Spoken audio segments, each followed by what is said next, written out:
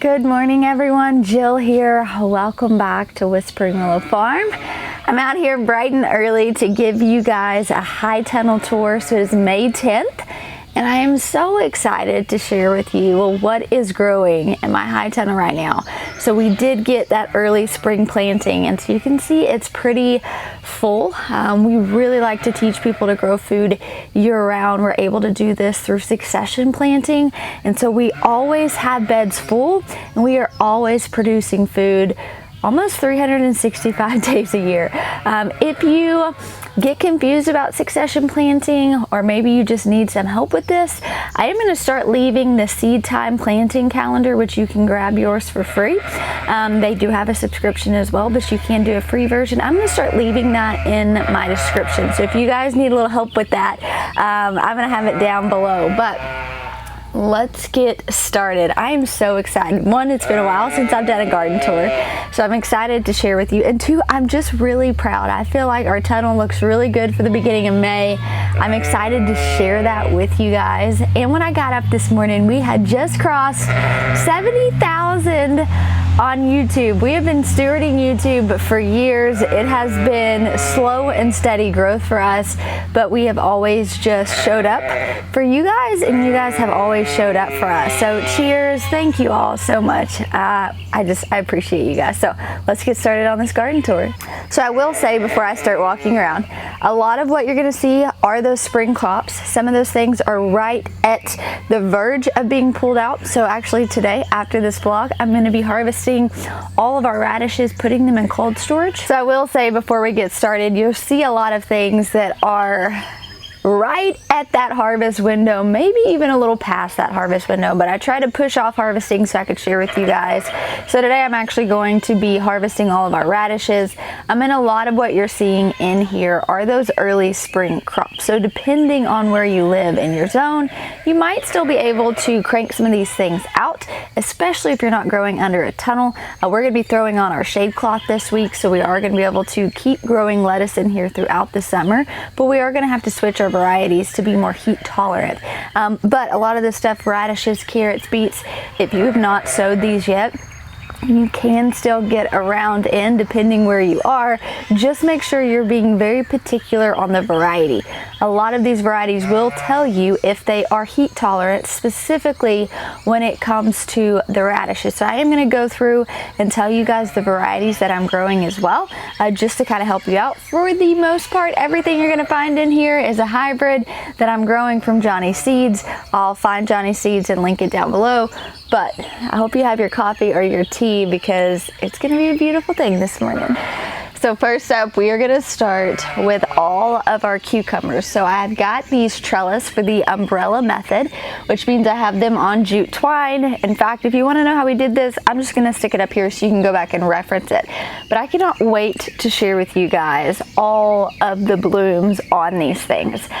So we are growing the Itachi, which is a pretty little white. I say pretty, it's kind of funky. It's kind of a bumpy little white, but I think it's gonna be really great fermented. And then of course we are growing the Katrina, which is a fan favorite. Now the Katrina seeds, if you go to look these up, they are expensive. It's about $20 for a seed packet, more than that if you're growing organically. But they are a parthenocarpic, which means they are self-fertile, right? They only produce female flowers, they self-pollinate themselves. And so that is huge, especially as we're moving into the new tunnel. We're gonna have insect netting to prevent any pests from coming in, but I am gonna be, growing a lot of these varieties that can pollinate themselves, so I'm gonna have to be bringing in pollination for that. But these are doing so good. I've only had them in a few weeks, and man, they are thriving. So over here is the Itachi, and you can see we've got a lot of blooms on here. I mean, a lot of blooms on here. So I did one row with the Itachi and then one with the Katrina. And then the Katrina cucumbers, I mean, look how tall they are already. So I am going through and I am clipping them every single week. We have got so many blooms on them. One thing though I want to note, I'm going to be going through and showing how to prune your cucumbers to maximize growth and just to allow for better airflow. So you can see here I didn't prune, and what happened was it's put out this whole other side shoot, which is fruit producing. So now instead of this plant just focusing its energy on the main stem, it's now trying to create a whole nother stem. It's actually not what you want, but it's a good learning opportunity. Why we like to prune all of our stuff. But check out all of those blooms, blossoms, and cucumbers. So these are all looking super spectacular. So I'm about to share with you guys my tomatoes, which they are so crazy. I did start growing a few new varieties this year, which are already proving to be a little bit challenging, which is good to know. That's why I don't just cold turkey grow an entire new crop. I will add in, you know, 1 to 2 new varieties, and that's not the bulk of what I'm growing either, just to kind of test out and see how it is. But you'll see there's a lot of life in here, and that's because we amended the soil appropriately according to our soil test. We made sure that we gave these little babies in the greenhouse all the care and attention and the nutrients that they needed. That way we had super healthy, strong transplants when we move them out here. And now every single week, you see I've got my backpack sprayer. In the morning or in the evening, I'm spraying my Ultra, which is the prebiotic, which essentially is just giving the soil everything it needs so that the plant can take up exactly what it needs. And so that's helped. You need to make sure you have a good regimen on keeping your soil and your plants healthy. That's what we're doing. There's a turtle in here, and my sweet Ivy June is gonna love that. Hello, turtle. You're trying to get to my nasturtiums. I know you are. Would you like me to get you some? She's gonna love this so much. Let me grab a little snack for the turtle. Look, you wanna take a peek and see what I got here? You wanna eat some?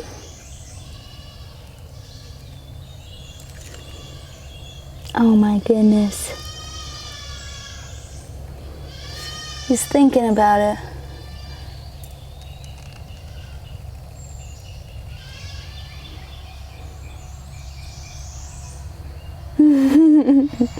Hello, good morning, little turtle. How are you? Okay, I'm gonna leave the nasturtium for you to munch on. I'm gonna get back to work, okay? All right, so now to our tomatoes. You can see here we've got everything on that 2-liter system. So we've got the 2 vines coming up. We're already producing fruit, you guys. I mean, check that out. So this is the Lemon Boy Plus. This was one of those new varieties I added in. It is a yellow slicer. I'm already seeing stuff I can, this is what I do. It's like, oh, prune this, prune that.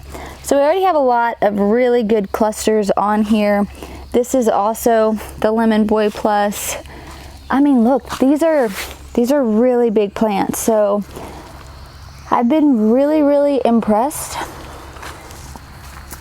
Down here, this is another one of the new varieties that this one in particular looks really good, but a few of them don't. And so this is an Abigail. It's a hybrid. And it's a red slicer. We do have, you know, lots of blossoms here, but some of them, I don't know if it was a pruning issue and we accidentally topped them or what, but they're already like at their growth. So it could be something with just the seed itself. So like this one, you can see here, I typically, you know, if you have your main branch and it's put off a blossom, that will be your main continual branch. So here, I pruned a sucker, but it did not have a blossom. This did have the blossom, so this should continue growing. But as you can see here, it's not. I had this happen to 2 of my varieties last year, so it could have just been like a faulty seed thing, but this one's still growing. So what I'm gonna do is let this one continue to grow, and then this one will just kind of be a bit stunted. But my other Abigails, which are all, you know, right here, these are pretty big. They're all setting on lots and lots of fruit. I need to go through and prune. Look at that massive sucker, I forgot. That thing is huge. And then here's a massive sucker, which is also huge. So you can see here this set on fruit. So now this part right here will be the main part of that plant. Down here we have the Rebelski, which is what I grew last year. And just for a little comparison, you see how tall this one is? And then this one's down here. When you do find those tried and true varieties, y'all, just grow them. So this is a red slicer. It is the only red that we grew last year. We've got a lot of fruit up here. We've got clusters over here. It's just overall, we got clusters down here, clusters down here. Overall, this is just a super healthy, mature plant. Check that out. And then here we have our Sakura. So these are the cherry tomatoes we grew last year. Obviously, look, I mean, these things, this is what this is too. We've got blossoms and blooms. Like, these are just great varieties to grow. This is a new one called Golden Sweet. We do already have some blooms. The plant itself's looking pretty healthy. And then this is also a Golden Sweet down here. And then everything is exactly the same on the opposing side. I lined them all up. But look at that. I mean, these tomatoes are just magnificent. I will say, if you were crazy like me and hard pruned your tomatoes to split to that double liter, but you're growing outside, your tomatoes probably won't look like this right now. And that is because I am growing under protected culture. It amplifies everything, which is why I tell people a high tunnel really is a great investment, because you're going to pay off that investment so quickly, even if you're not selling food, just for the food that you're growing. I'm going to have tomatoes and cucumbers well before anyone here who's growing outside will, which again means I'm not having to source that from someone else. And so for me, just know if your plants don't look quite like this and you're growing outside, that is totally fine. They will catch up. They will look like this. So they'll start climbing the entire thing, and you'll be having abundant tomatoes before you know it. My little turtle's he's trying to run away.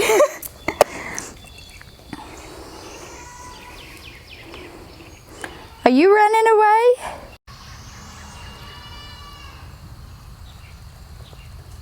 Go. I won't tell anyone if you don't tell anyone. I won't tell anyone if you don't.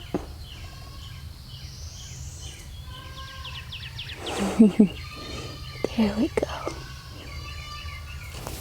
There we go.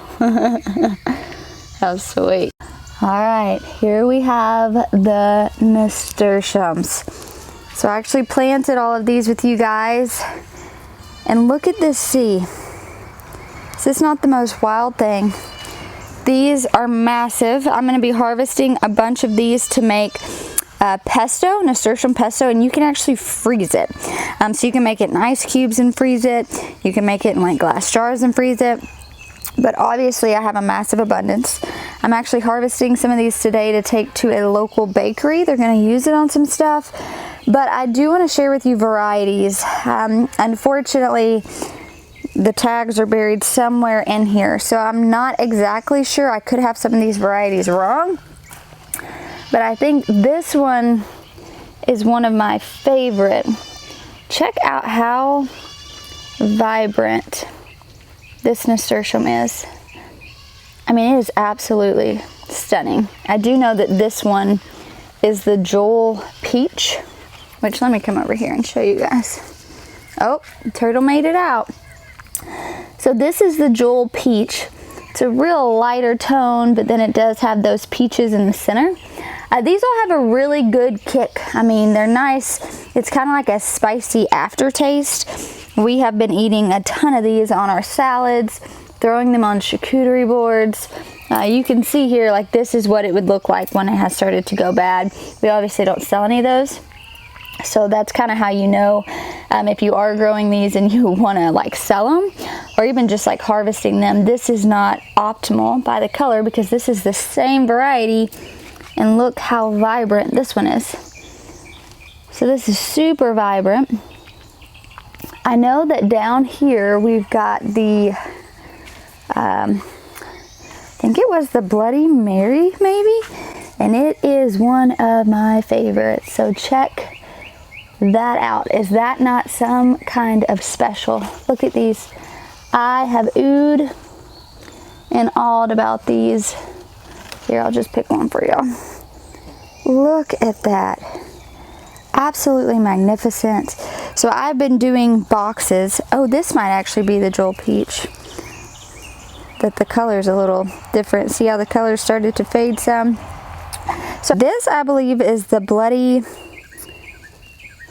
Mary, Bloody Red, maybe. Absolutely stunning. And then this one is so amazing. Look at all the streaks on it. That's what I'm excited to share you guys. Like, check out all the streaking. And some of them, you know, red is more dominant, but then on some of them, the yellow is more dominant. And so these are beautiful. So we've got, you know, two different tones of yellow. We've got that light yellow, and then we have that bright yellow. And then we've got these beautiful pinks and the deep red. So when we're harvesting them, we are just harvesting a mix of all of them, and we're putting them in our clamshells, and they are just so great.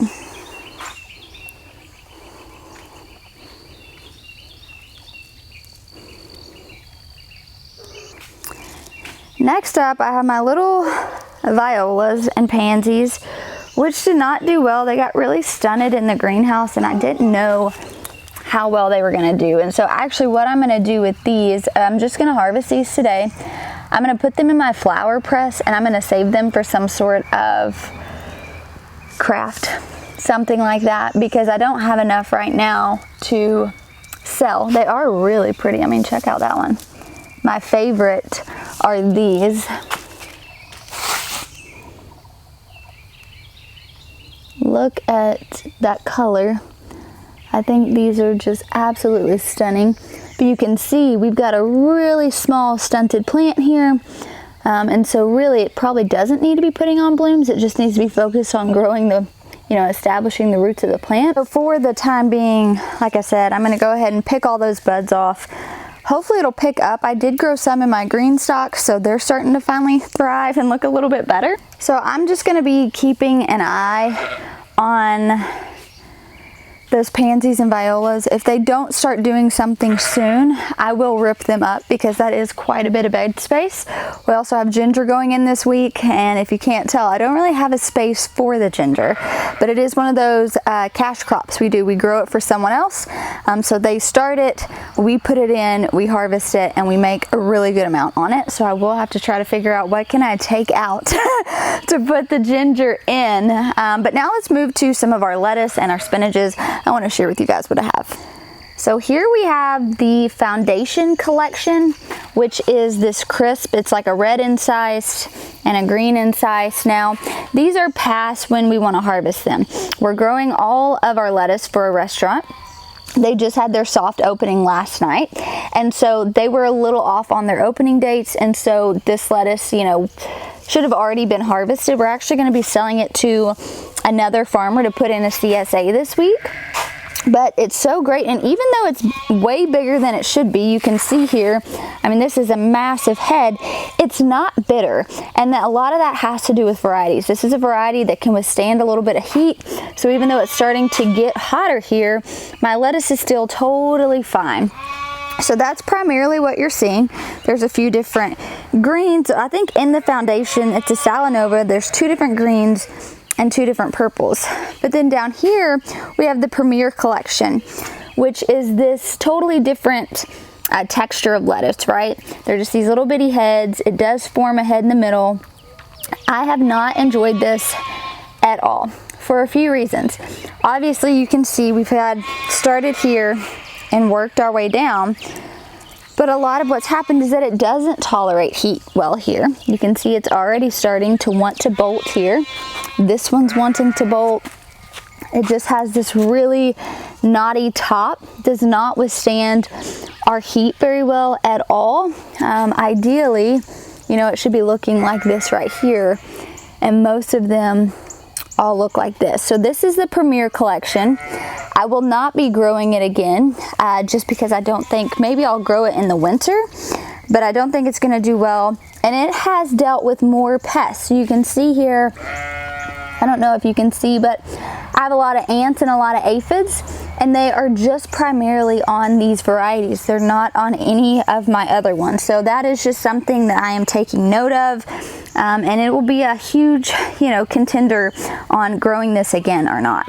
So taking notes is huge. No one wants to waste their time. Granted, this is the first year we've actually really scaled up our lettuce and we're growing for not only ourselves. And so I have taken my friend Ray Tyler's masterclass.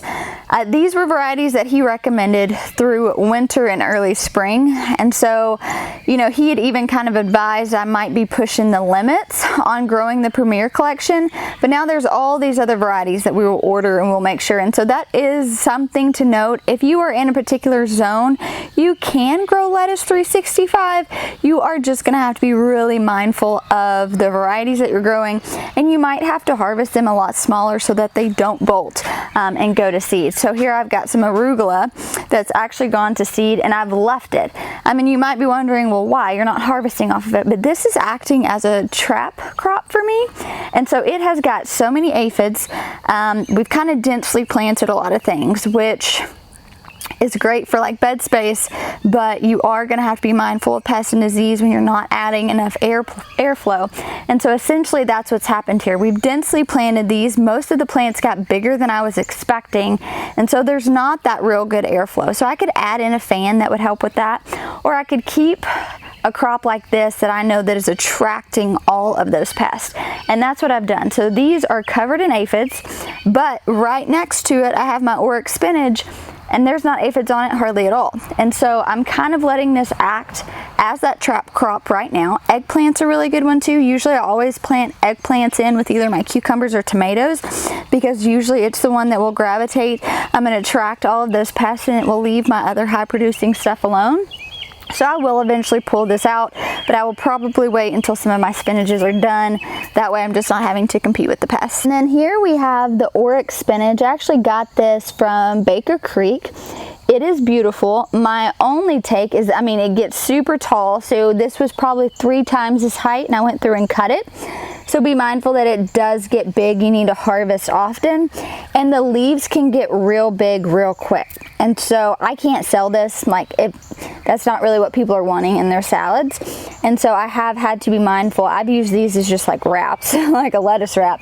But it is important that you're making sure that you're, snagging this spinach at its smaller size, because it can go from this size to this size literally in like less than a week. So something to be mindful of. I have been though keeping all of the stems. So when I just did my harvest, I kept all the skin. It has that, really pretty magenta color, and I'm going to do some natural dyeing. So I'm excited to try that. Here we've got our smooth leaf spinach, which is doing great. You can see we are starting to bolt here. So that's what's happening, is it's starting together. And so I've just been going through and continuing to try to cut it down to promote new growth. Like I said, we've kind of been in this in-between season for harvesting for the restaurant. And so we're just trying to not let everything go to seed. This is a beautiful smooth leaf spinach. Again, you want to kind of harvest the leaves at this stage. We have plenty of this, so we will probably be ripping this out soon and planting more. However, if you continue to keep this cut back, it'll just keep regrowing and regrowing. You can get several cuttings off of one plant. Same with these. We'd actually went through and harvested all of it when we realized that we can actually just cut it at the base, and we should be able to get at least 2.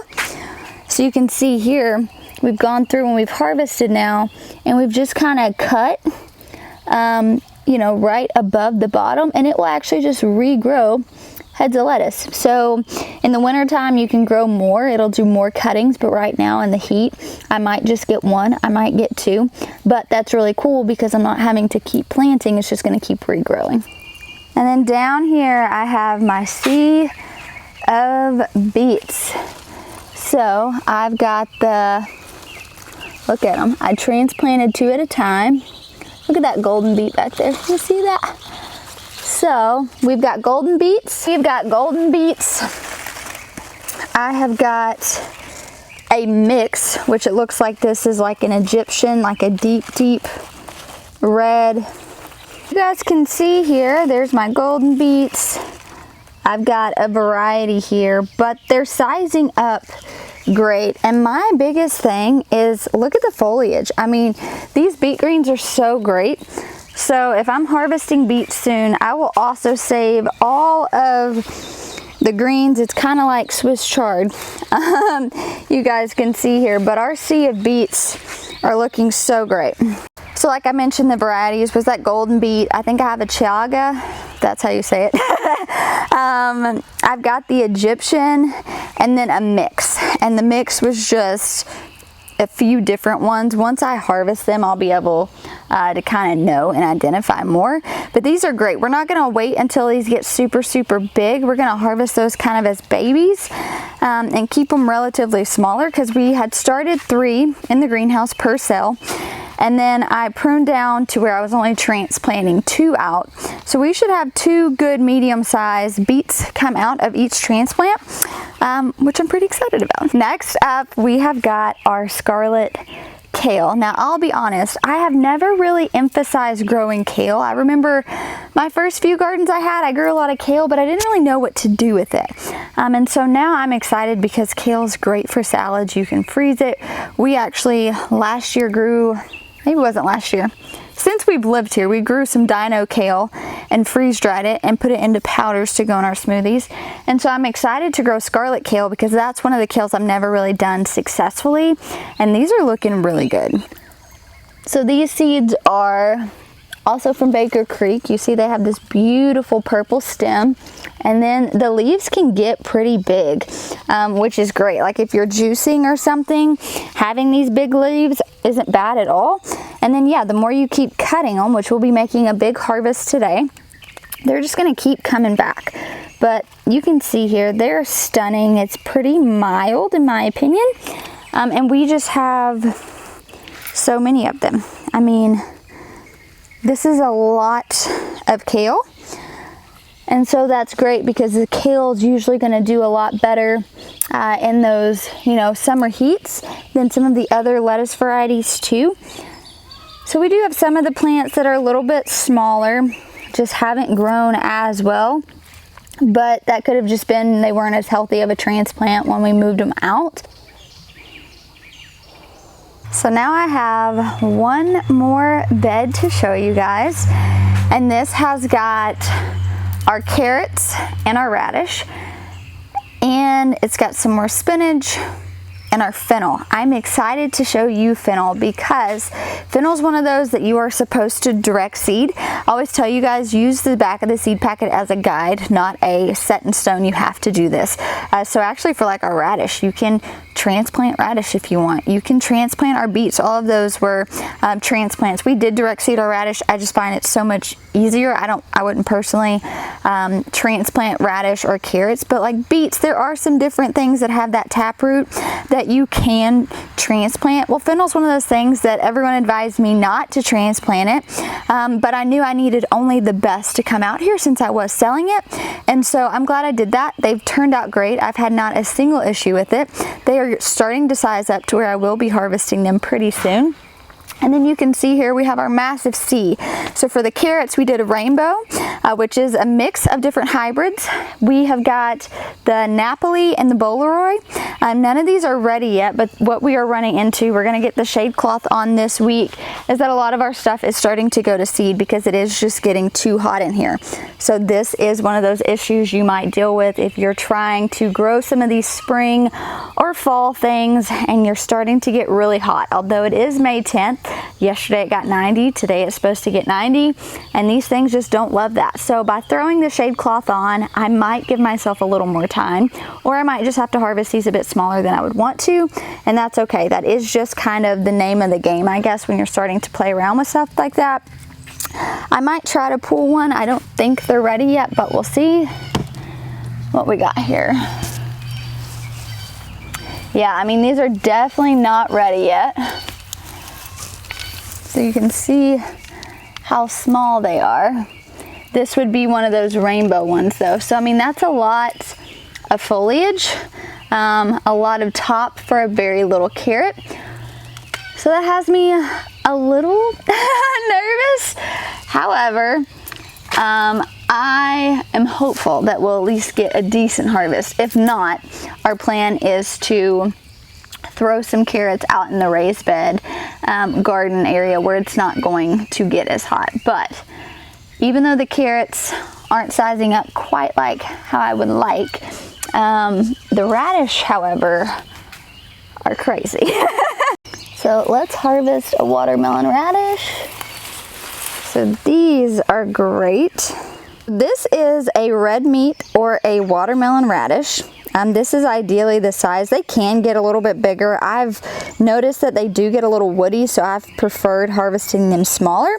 But when you cut into them, they look just like a watermelon. They're beautiful. They've got, you know, a green outside and then they're pink. Absolutely stunning. So these have been a really nice addition. So you guys might be able to see in here, but I've got quite a bit of these to go in and harvest. So it's gonna be a full day. These look really, really good. I do wanna go to the outside. That's where I've got the Bravo Nikons, and I really wanna harvest some of those to show you. So before we walk to the outside, let's walk down here, show you guys our fennel real quick. It was pruning day the other day. So here was more spinach that I've just kept cutting down for the sake of hoping it will regrow. And then check out our fennel. So you can see getting super, super bushy up top. Really wanting it to bulb nicely, which it has. I mean, that's a good size fennel. And some of them back there are even bigger. So I will go ahead and start harvesting these soon. They are looking really, really good. So I might keep one or two to cook with, but the fennel are doing so great. They will be coming out. They are one of those that you can grow in the fall or early spring. So I really wasn't sure how they would do. I was kind of stacked against all odds, if you will.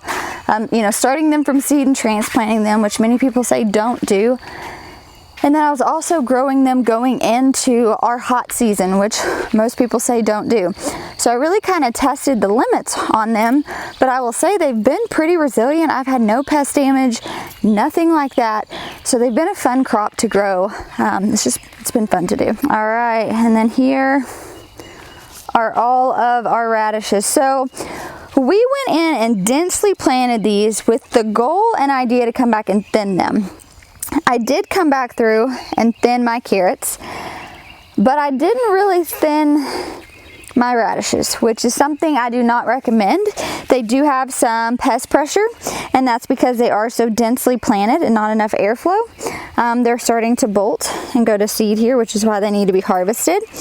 We're not actually keeping the top, so I'm not really worried about that. My issue is you don't really want, I mean, this is a large area to have a lot of pests, and then it's just gonna gravitate, right? And I don't want it to mess with my carrots. I certainly don't want it, you know, to transfer over to my tomatoes and my cucumbers as well. So I want to quickly get these out, and I also want to go through and I'm in this bed. But let's pull one of these Bravo daikons. These are my favorite radish to grow. We ferment them. They're massive. They're stunning. Look at that beauty. I mean, literally, these are the best, and they are actually heat tolerant, so they do well. Also, too, you know, most of my heirloom ones were down there. They bolted first. They have the most disease. And then these down here are my hybrids, and you can tell just the color's better on the foliage, not as much pest pressure. And so they are just going to be, you know, they're bred for that. And so don't think that a hybrid is a bad thing. Use those bred traits to your advantages. So check out this. I did want to harvest a mini mac, which was another hybrid, and it's been so great. It's an oblong and white. Let's see if it's in here. Here we go. Let me grab one for you.